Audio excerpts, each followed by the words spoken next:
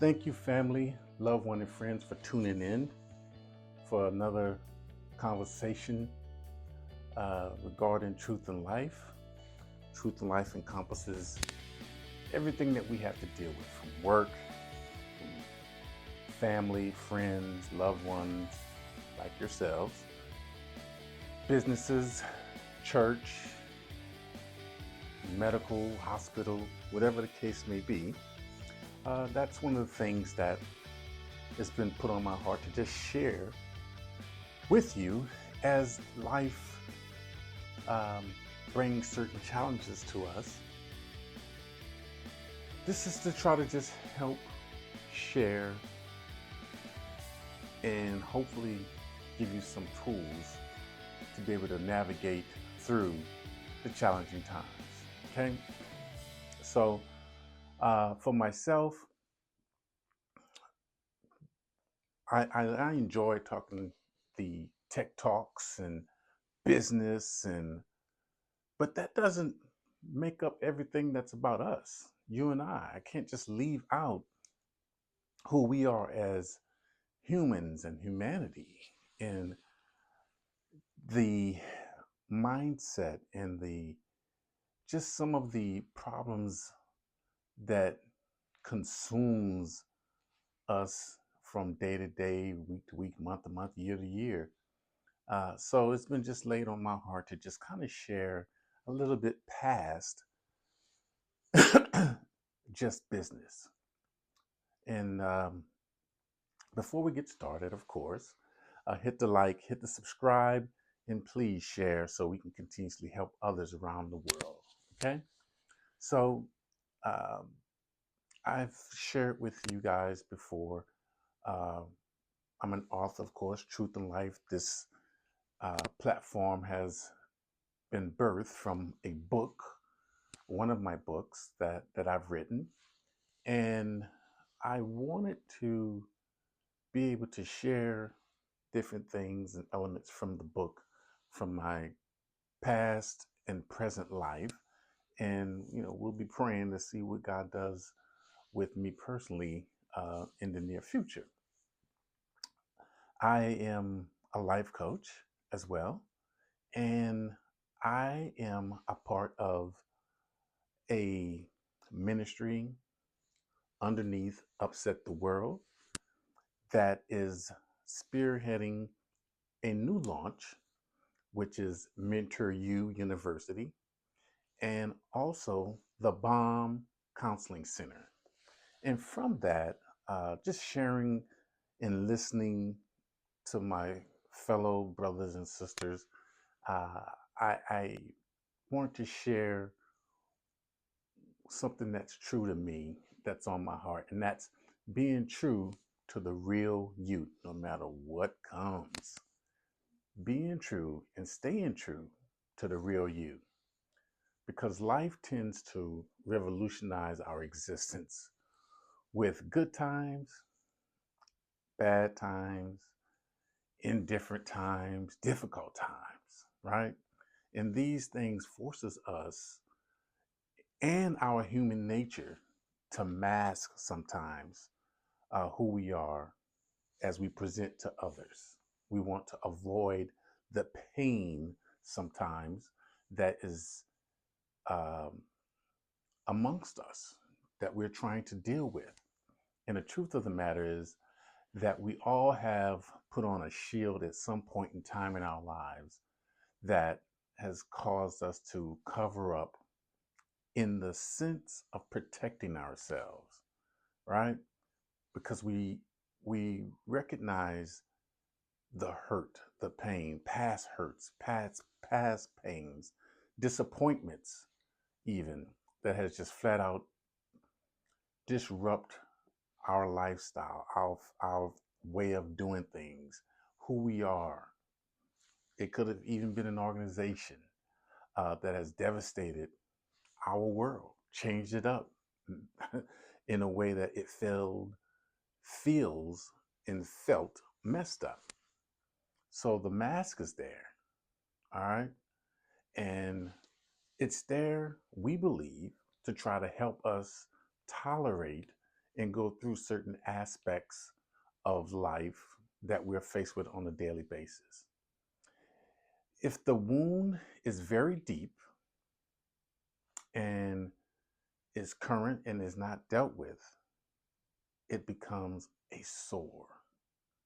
You put up a defense mechanism to try to deal with what you feel has caused you skepticism. If not dealt with properly or appropriately, it causes a scar. And if left long enough without being dealt with, talked to, talked through, it can cause scar tissues. Okay? The uncertainty sometimes lies dormant. And when we are introduced to new issues, new people, new organizations, new anything, when we put on that mask, we put on a fake smile. And on the inside, you're hurting, you're crumbling. You don't want people to see past what you've put out there. And you listen intently for what is not being said. So that way you can protect yourself. And you're suspicious, you're skeptical, and you're suspicious of when someone comes to you with something new and you're like, is that real? Because you've been protected, scarred, and undealt with for so long, you start to believe the lie. It's easier to believe the lie.